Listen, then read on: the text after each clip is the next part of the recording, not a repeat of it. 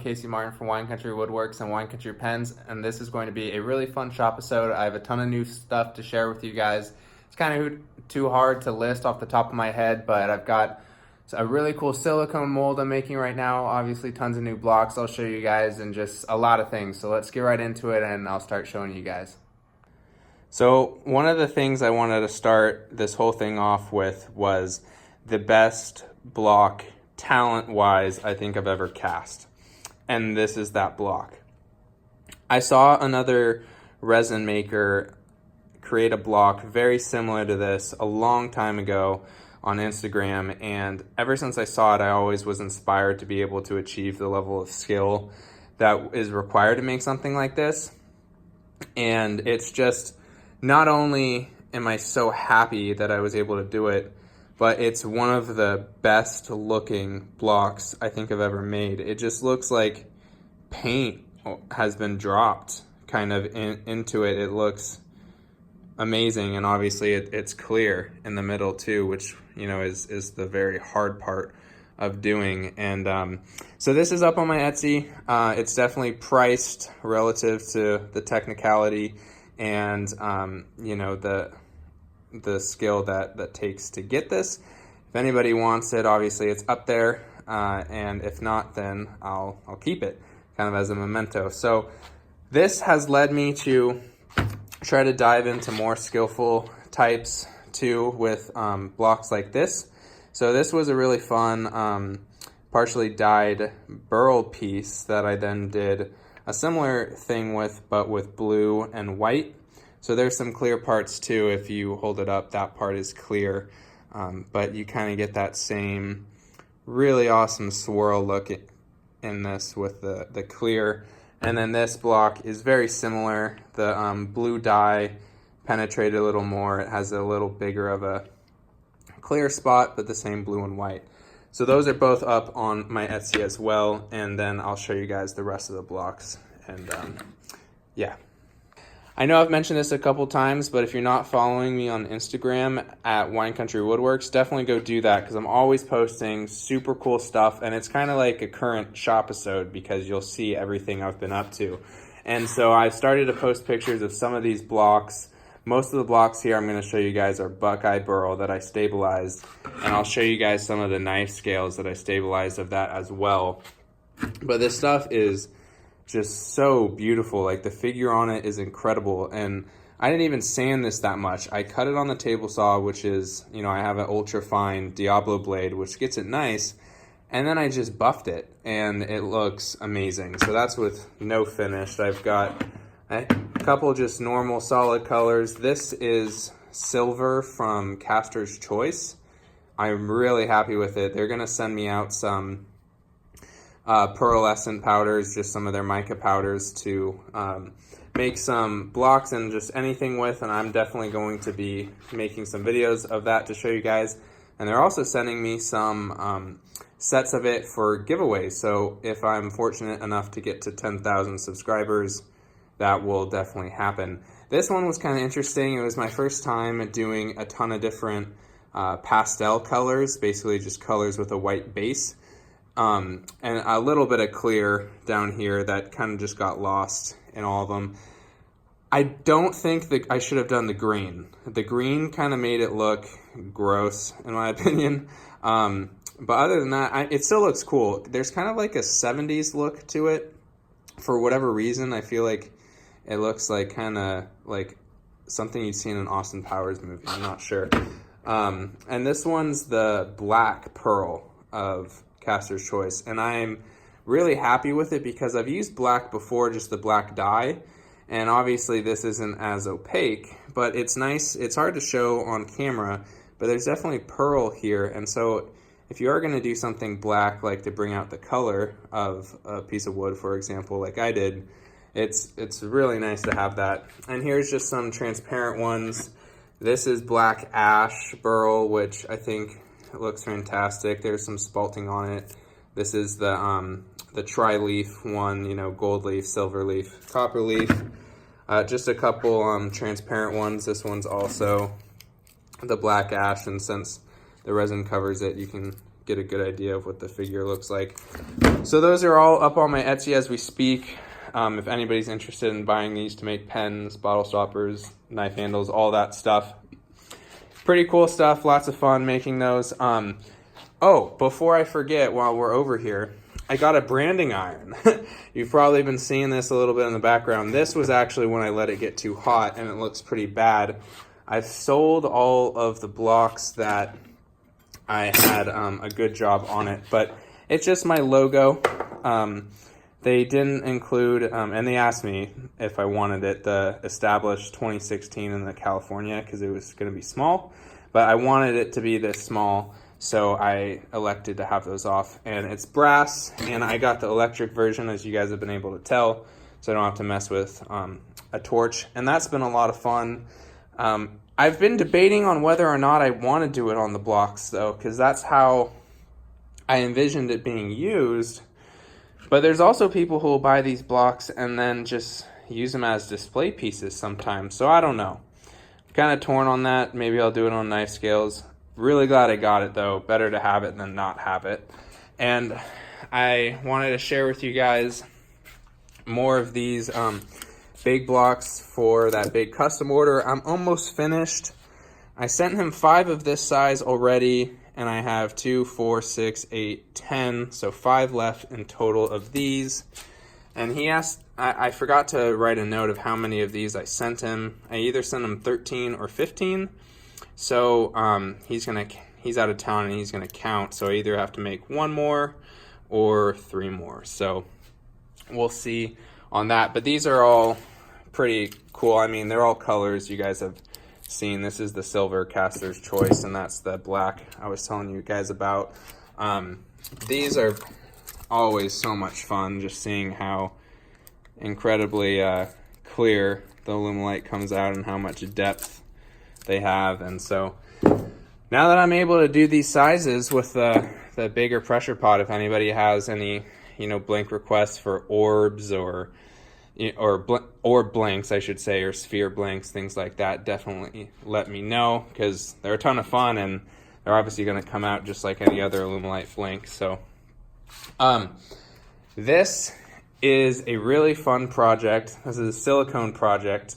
That's going to take a little bit of explaining, so I'll just really quickly show you guys these Buckeye Burl knife scales that I made that were offcuts of those blocks when they were a little too thick to be used for hybrids. And I have 12 in total, so 6 sets, and they're up on my Etsy if anybody is interested in making them for a knife. I mean, they're all about 1/2 inch, so if you really wanted to go wild and try to get like slim lines out of one, you honestly could. But so that's that. I just want to show it while I was thinking about it. But so this is a silicone mold of live edge maple burl. That's what's inside there. You obviously can't see it, but it's silicone, and I've wanted to do this for a long time. I had this idea for a long time, and I actually saw somebody else do it and kind of beat me to it, which is fine. I mean, I'm sure me mentioning this will encourage somebody else to try it too. But the idea is I'm going to have a mold of a really nice piece of maple burl that has a ton of spikes, and you really get that kind of live edge look like what's in there. And I'll be able to make a resin block of that. So kind of what I think is going to be really cool is to make a really there's obviously unlimited possibilities, but like an opaque color with that, and kind of have like a red pearl burl or a black burl or something, and then put that in one of my block molds, and then pour over something that's clear like gold flake or something else, where you can then still see the burl caps of the resin burl. So I think that's going to be a ton of fun. I'll probably make a video when this is all done of me making blanks with that, because that's going to be something that I think will be really unique. I didn't want to make a video with this because I'm not an expert with silicone, and in case it didn't go well, I didn't want to invest a ton of time into it in case it didn't go that well, so I figured I'd just make a video after of using it. So I'll move on to a couple other things. This has kind of been one long shot, so I'll show you guys what else has been going on. So one of the things I figured I'd share with you guys, just on kind of like a personal life update, I have been starting the application process to MBA business schools. I recently met with the MBA director at Cal Poly, San Luis Obispo, the current school I go to, and that meeting went very, very well. Honestly, the best it could have gone. I was really happy that I appropriately got to kind of explain my businesses that I've had going on that obviously you guys all know about, and kind of the experience I've had, which I think will be really beneficial because I'd obviously love to stay here at the school for an extra year while I complete that degree, obviously keep the shop, and the transition would be very, very easy. But I'm applying to a ton of San Diego schools as well as San Francisco schools. So if we do end up moving the shop, obviously I'll be taking you guys with me, and we'll be around forever. So don't worry about that. But I wanted to let you guys know that on that note, it's been going pretty well and pretty exciting. So I'm really happy to see where I'm gonna be ending up. In about 6 months or so, I'll know. So I'll definitely keep you guys updated as the process keeps going. But I wanted to share that little tidbit as well. So another new update has been my permanent location of the new 5-gallon pressure pot that I got. So this location has been fantastic for having it. Previously, when I first showed you guys it and I had it down there, it was just so annoying. I mean, putting the blanks in it on the ground, trying to screw it in on the ground, and it was always rotating. It's made doing the bigger blanks just as easy as the smaller blanks in a normal size pressure pot.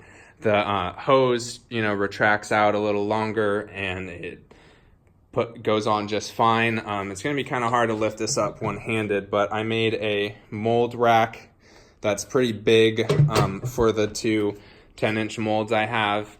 And what I did, which is very janky, but it works great, is I anchored, because this drawer unit is pretty crappy, and that's why it's in the shop, because nobody wanted it. But it works great for me for keeping stuff out of dust. And the way I made it very secure so I can kind of screw this down really hard and fast without having anything move is I anchored it to the table right here, because this table is anchored to the air compressor insulation box. And then I also anchored it to the box over here. So this thing doesn't move at all.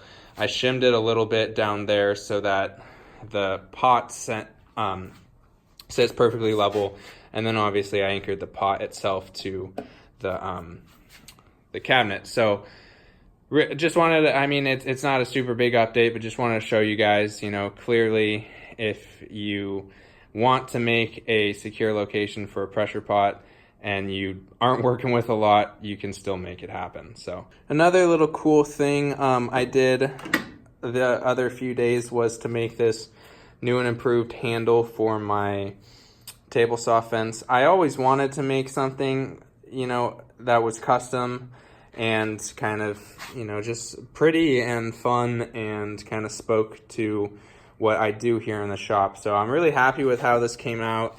What's been really fun about doing pieces like this is, in order to achieve this level of clarity in the past, I used to have to use CA glue. And now all I'm doing is buffing. I'm sanding this to 2000 grit and then just buffing. And it's hard to show you guys the burl with the lighting and the camera, but the burl looks great too. This burl was actually non-stabilized, which is why it looks lighter. But yeah, it's super, super fun, and just a little thing I wanted to share with you guys.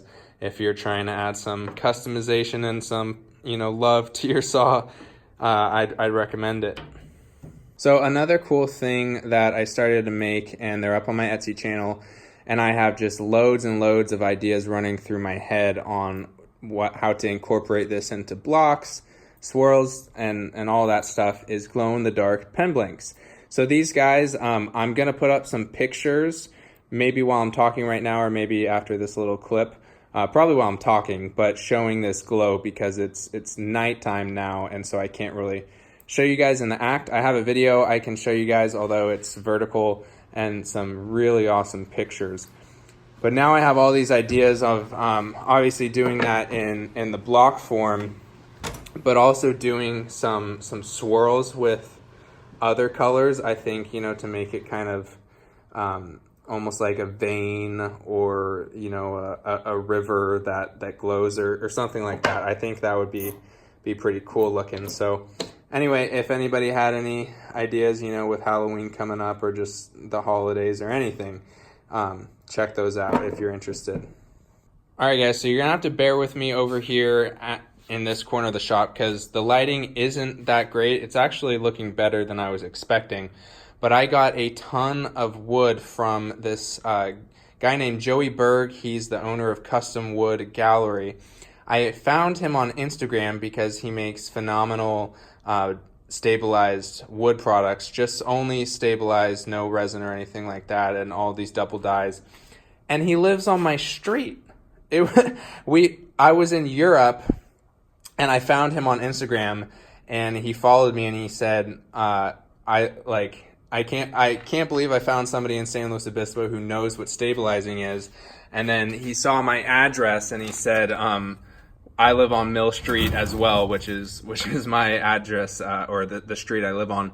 And he literally lives a few blocks down the street, and it's just been an incredible friendship that's been formed, and a lot of fun. So the reason for that whole preamble was I got a ton of wood from him that is live edge. This is all the Australian burl that I've already had for a while. But this is some of that beautiful Buckeye burl that I showed you guys. As you guys can see, there's a lot of it that's not live edge. So I'm definitely going to be cutting that into pen blanks, knife scales, maybe just big blocks for people to do whatever they want, if bottle stoppers or whatever. So definitely comment down below if you have any idea of something you'd be interested in, or what you think the best use of it, because this thing is thick and it's big. It's about 3 inches thick, or maybe 2.5. It's definitely chunky. I got some larger pieces of live edge maple burl. I mean, I'm kind of running out of boxes right now. I've got the big pieces just on the ground. This is maple burl I already had. Let me drag this stuff Joey sold to me more in the light. This is some really cool old growth redwood burl that's really nice. It has a little bit of wax on the edge. I think it was used as a table or something, he was saying, so I'll have to scrape some of that off for casting. But that stuff looks great. If you follow my Instagram, I've already made a blank with that. Some beautiful black ash burl you guys saw over there with the blocks, how that looks stabilized. I think this was azalea or asphalia. I think it's azalea. I don't know if I'm pronouncing that right, but it's a type of Australian burl that he has some pieces that were stabilized and finished, or buffed, I should say, and they looked pretty beautiful. And it's just a lot of really cool stuff. More redwood, and what's I think really, and a lot more black ash. And what's really wonderful about this relationship is it's going to be really fun and nice to not only have a great local wood source for live edge pieces, but also just a local friend to work in the shop with and stuff like that. So I thought it was obviously worth sharing the story with you guys, but also wanted to show you guys the cool wood. So that's that. Another cool update I did, it's kind of a mess over here because I've got so much going on in the over here in the stabilized area, but I rerouted and reconfigured all of my hoses so that I can now run two chambers at once.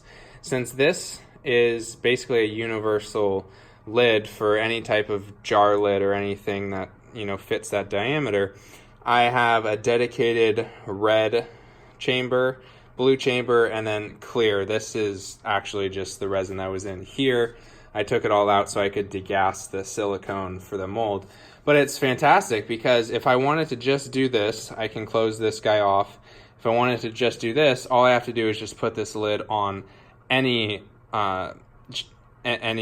jar, and then it will do just this. And it's fantastic because the way I've got this set up with the jars, and you know, the system as it was, I really could only do clear in this and dye separately at other times. And since I'm always stabilizing grapevine, I mean, that's being cured as we speak, it was always such a premium of what was going to be ran.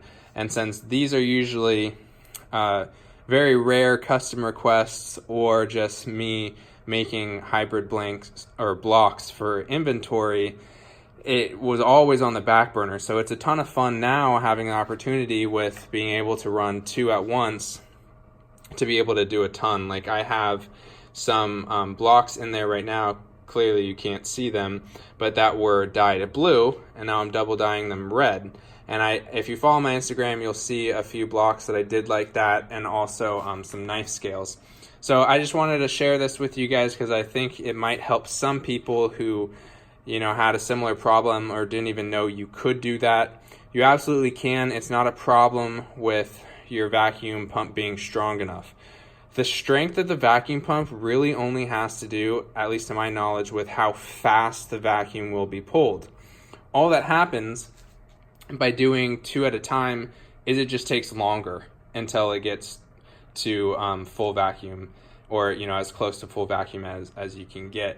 And that's not a problem for me. You know, obviously it taking, even if it's 10 minutes longer, which it isn't, it's probably just a few minutes, that's not a problem. It's definitely worth it. So I thought it was worth sharing. I hope you enjoyed seeing that little aspect. Well, everyone, I sure hope you guys enjoyed this Shopisode. I think this one was a little longer. I haven't obviously put it all together yet to check, but I had a lot going on, a lot of cool stuff that I thought was worth sharing. I hope it wasn't too long and you guys enjoyed seeing it all. I definitely plan on making quite a few videos soon, but I felt like it had been a while since my most recent video, and I have been up to a ton.